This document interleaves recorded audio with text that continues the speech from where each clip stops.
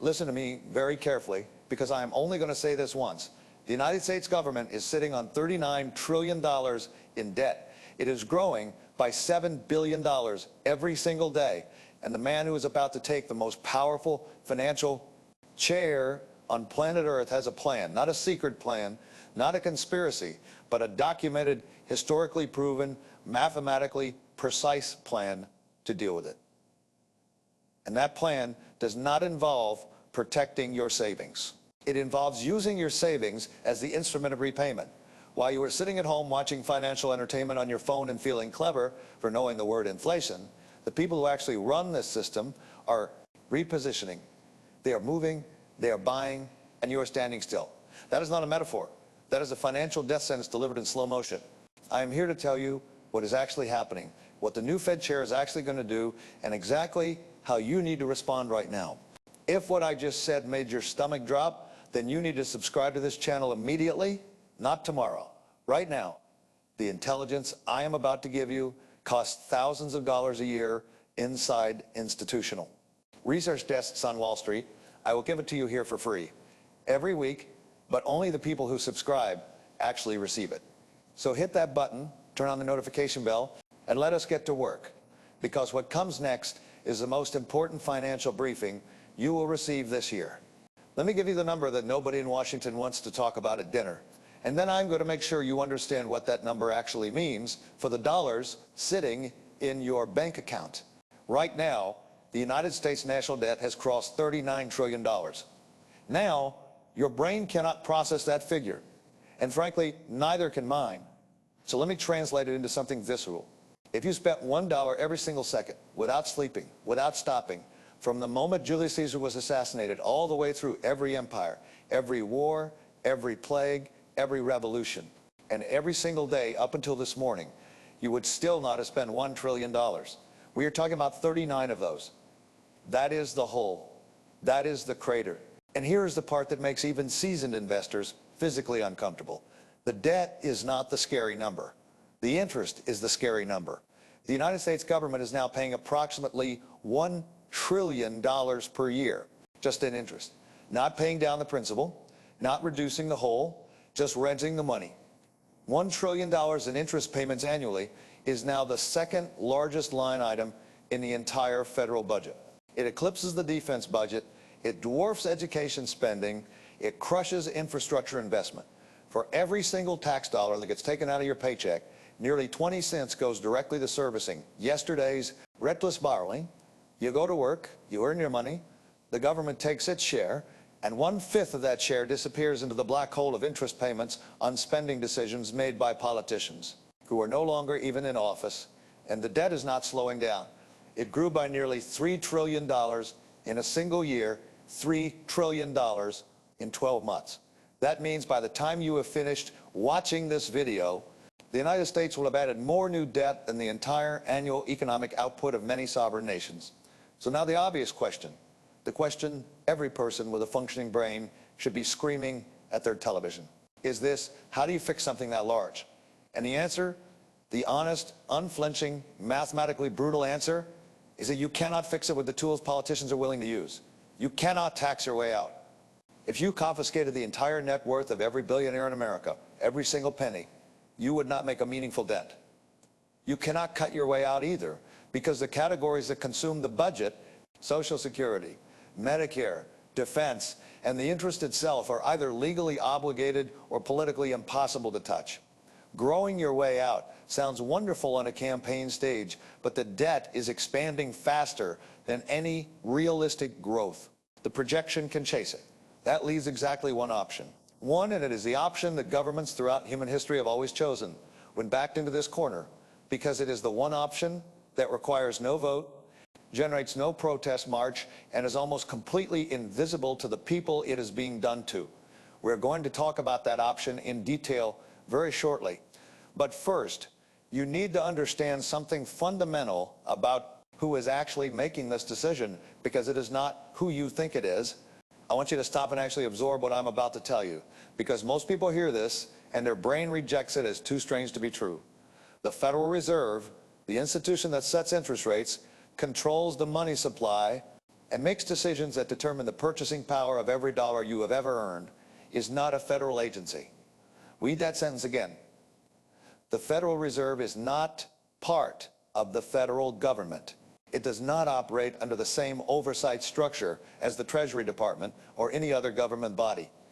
The Federal Reserve is structured as 12 regional banks, and those regional banks are, by legal definition, private corporations. This is not my opinion. This is not a talking point from some financial podcast recorded in somebody's garage. This is settled law. In the case of Lewis versus the United States, the Ninth Circuit Court of Appeals ruled explicitly that the Federal Reserve banks are independent, privately owned, and locally controlled corporations. Private-owned corporations. So the next logical question is, who owns them? The answer is the large commercial member banks. The biggest financial institutions in the country own stock in their regional Federal Reserve banks, and in exchange for that ownership, they collect a guaranteed 6% annual dividend mandated by law, paid every single year, regardless of economic conditions. Think about that for one moment. 6% guaranteed by statute forever. You cannot get that from your savings account. You cannot get that from most bond portfolios. But the banks that already have more money than any individual could spend in 10 lifetimes are collecting it as a structural feature of the system. And it goes further than the dividend. Each Federal Reserve Bank has 9 members on its board of directors. 6 of those 9 seats are elected by the private member banks, which means when the Federal Open Market Committee meets and votes on whether to raise or lower interest rates, the policy that will determine whether your mortgage payment goes up, whether your credit card interest compounds faster, whether your bond portfolio gains or loses value, that policy is being shaped in a room where the largest Wall Street banks have literally elected representatives sitting at the table. They are not lobbyists standing outside the building. They are not donors writing checks to influence the process from a distance.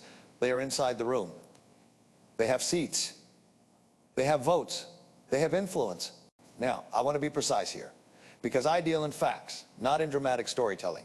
I am not telling you this is a villainous conspiracy. I am not suggesting there is some shadowy cabal operating in a bunker beneath Manhattan. What I am telling you is far simpler and far more important than any conspiracy theory. The system is engineered to protect asset owners. Full stop. The people who sit on these boards, the people who own these institutions, the people who benefit from Fed policy decisions, they own the assets. They own the stocks, the real estate, the commodities, the businesses. And every major policy tool the Federal Reserve deploys is going to preserve and grow the value of those assets because the people steering the ship own the cargo. Once you understand that, the so-called secret plan that is spreading across every financial corner of social media stops looking like a secret. It starts looking like an inevitability. And once you understand it is an inevitability, you stop feeling victimized by it and you start figuring out how to position yourself on the right side of it. Now let us talk about the Warsh plan specifically, because there is a lot of noise circulating about it, and the noise is mixing genuine intelligence with spectacular nonsense. And I am going to separate those two things for you right now with the precision of someone who has actually read the man's testimony rather than just watching a 60-second clip about it. Kevin Warsh is the individual that the current administration nominated to become the next chair of the Federal Reserve. His confirmation hearing has already occurred, and what he said during that hearing is substantive, specific, and consequential. The viral version of his plan, the one bouncing around social media, bundles 4 ideas together and presents them as a coordinated secret playbook. The first idea is that Warsh is going to cut interest rates aggressively and rapidly, slashing them to levels not seen in years. The second idea is that he is going to shrink the Federal Reserve's balance sheet, which currently sits at nearly $7 trillion in assets, the majority of which is government debt. The third idea is that artificial intelligence is going to drive such a massive surge in productivity that it will functionally solve the inflation problem and make the debt burden manageable. And the fourth idea is that there is a specific transition date, sometime in May, when all of this snaps into motion simultaneously and the financial landscape shifts overnight. Here is where I tell you what is real and what is wishful thinking dressed up in authoritative language. The debt problem is absolutely real. The trajectory is unsustainable by any honest mathematical analysis. Warsh has been publicly critical of the Fed's bloated balance sheet. He used the phrase regime change in his own testimony to describe his intended approach at the institution. The historical precedent for the policy tool most likely to be deployed is thoroughly documented and well studied. That part of the story is legitimate. But the viral framing collapses when you stress test the specific claims. There is no secret plan. Warsh said everything publicly, on the record, in front of the Senate, on C-SPAN, available to anyone with an internet connection and 30 minutes of patience. The specific rate target of 2.7% that is being thrown around on social media is pure speculation. Warsh made no such commitment. No specific number was promised. Nobody has a binding agreement. Second, the May transition date is not guaranteed. Jerome Powell has stated publicly that he intends to serve out his term regardless of political pressure, and Warsh's confirmation is facing active opposition in the Senate. A clean, scheduled handover on a precise date is not a certainty. Third, and I want you to hear this clearly, because the AI inflation argument is the most dangerously seductive piece of the puzzle.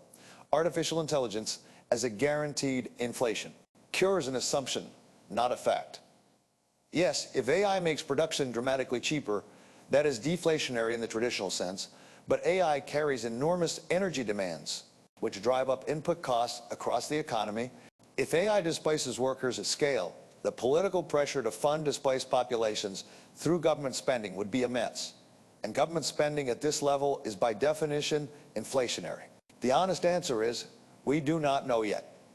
Anyone presenting AI as a mathematical certainty in a debt resolution equation is selling you a story, not giving you analysis. And finally, the most practically important correction. Warsh does not have unilateral power over Fed policy. The Federal Reserve has 12 voting members. The chair holds 1 vote. He carries significant influence over the agenda and the narrative, but he cannot force a policy decision through sheer authority. Any significant rate reduction requires coalition building among the other 11 voters. So what is the real story underneath all the noise? The direction is correct. The United States is almost certainly moving toward a financial repression environment, but it is not a switch that flips in May. It is a slow, decade-long drift that will reshape the financial landscape incrementally, quietly, and ruthlessly. I want to take you back to 1946 because that year contains the only real answer to the question of how the United States gets out of a debt crisis of this magnitude without defaulting, without collapsing, and without the kind of political chaos that would end careers and destabilize governments. In 1946, the United States national debt stood at 106% of GDP, larger than the entire economy. Every dollar of economic output in the country was matched by more than a dollar of government debt. Sound familiar? Today we sit at approximately 101%. The situations are nearly identical in scale. And yet by 1974, that debt to GDP ratio had collapsed to 23%, from 106% to 23% in less than 3 decades. No default, no hyperinflation, no revolution, no mass austerity program that gutted the population. The debt did not disappear. The number on the ledger did not go to 0. But the burden of carrying that debt became manageable because of 3 specific mechanisms working in combination. The first mechanism was that the government ran modest budget surpluses in several of those years. That is not going to happen today. The current Congress is structurally incapable of running a surplus. So you can set that ingredient aside. The second mechanism was inflation, sustained, deliberate, above expectation inflation. And here's the mathematical reality of what inflation does to debt that most people have never had explained to them properly. When you owe someone $100, and over the next decade, the purchasing power of the dollar drops by 50% because of inflation, you still owe the same $100 number on paper. But in real terms, in actual purchasing power, you only owe $50 worth of value. The debt did not get paid, the dollar got smaller. The burden shrank because the unit of measurement shrank. That is the inflation tax. It is collected silently, without legislation, without a vote, and most critically, without the people paying it, understanding that they are paying it at all. The third mechanism, and the most deliberately engineered one, is financial repression. This is the technical term, and I want you to understand it precisely. Financial repression occurs when a government keeps interest rates artificially below the rate of inflation for an extended period of time. After World War II, the Federal Reserve literally pegged interest rates at low fixed levels from approximately 1942 to 1951. Banks were required by regulation to hold government bonds.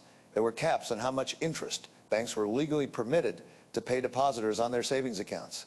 The entire financial system was structurally engineered to direct money toward government debt at below inflation yields. What this means in practical terms is that if inflation is running at 4% and your savings account is paying you 1%, you are losing 3% of your purchasing power every single year. You feel safe because the number in your account is not going down, but the purchasing power of that number is being quietly confiscated. That is the inflation tax in its most refined form.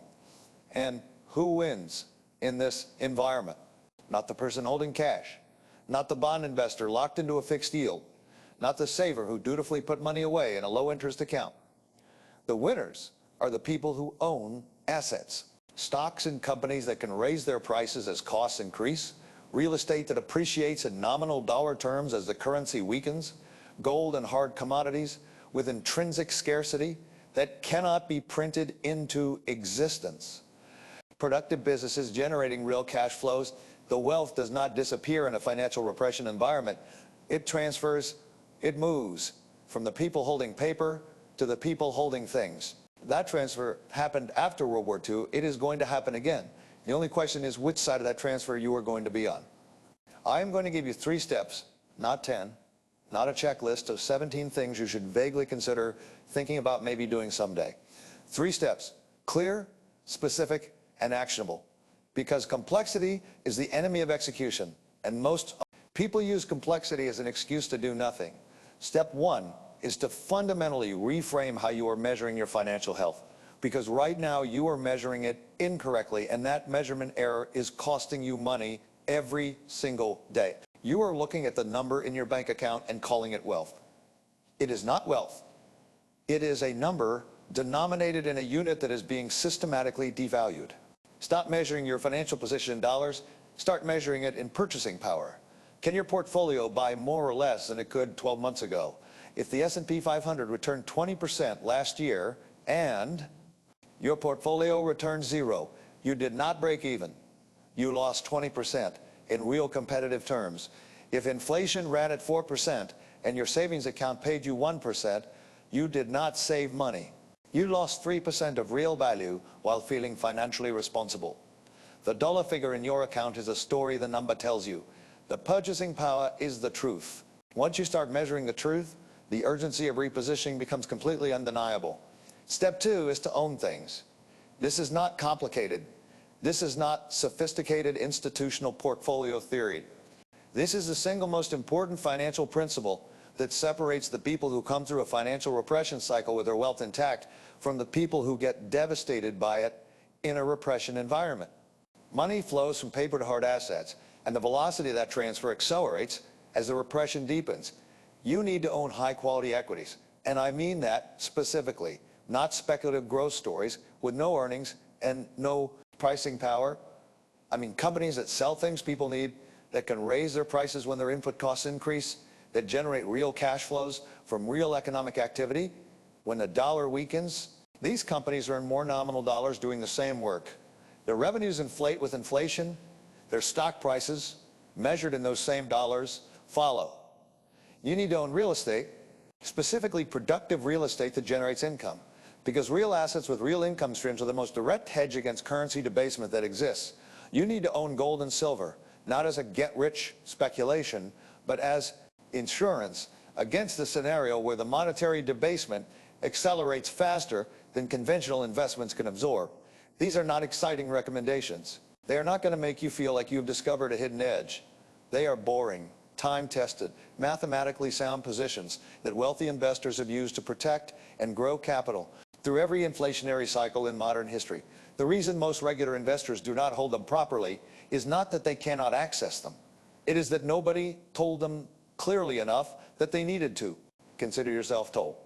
Step 3 is to stop doing nothing. Because doing nothing in this environment is the single most expensive financial decision you can make. And unlike a bad investment decision, it carries zero drama to warn you that it is happening.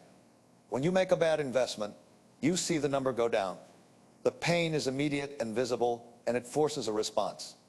When you do nothing while financial repression systematically erodes the purchasing power of your savings, the number in your account stays stable, nothing triggers an alarm, nothing demands your attention. You feel fine right up until the moment you realize that the same savings that were supposed to fund your retirement, your children's education, your financial independence will now buy dramatically less than you planned. Concentration is equally dangerous, and I see it constantly. People who are all in on technology because it worked for a decade, people who are all in on real estate because it is tangible and familiar, people who are all in on cash because uncertainty makes them afraid and cash feels safe. Cash is not safe in a repression environment. Cash is a guaranteed loser. Diversification across hard assets, quality equities, and real stores of value is not a conservative strategy. In the environment that is coming, it is the aggressive strategy. Staying concentrated in a single asset class or sitting in cash is the conservative choice that will destroy you quietly and completely. Let me leave you with exactly the same clarity I opened with, because this situation does not reward vagueness and it does not forgive hesitation. You now know things that the average investor does not know. You know that the Federal Reserve is not a government agency. You know that the member banks sit on its boards and collect guaranteed dividends from a system designed to protect asset owners. You know that Kevin Warsh's arrival at the Fed signals a direction, not a magic date. You know that financial repression is the historically documented mechanism by which governments eliminate debt burdens while distributing the cost invisibly across the population. And you know that the people who survive this transition and the people who get crushed by it will be separated by one thing and one thing only, whether they owned assets or held paper. The binary is that simple. Asset owners win, paper holders lose. That is not a prediction. That is a description of every financial repression cycle in recorded history. So you have a choice to make right now, today, not next month when you get around to it, and not after the next Fed meeting when the move is already priced in. The people who act when the information becomes available are the people who capture the opportunity. The people who wait for certainty are the people who buy at the top after everyone else has already moved. Subscribe to this channel because this is the level of analysis you need, and I am not going to dilute it to make it more comfortable. Share this with someone who is still holding cash and calling it a strategy. And then go do something. Because the clock on this repositioning window is not waiting for your convenience.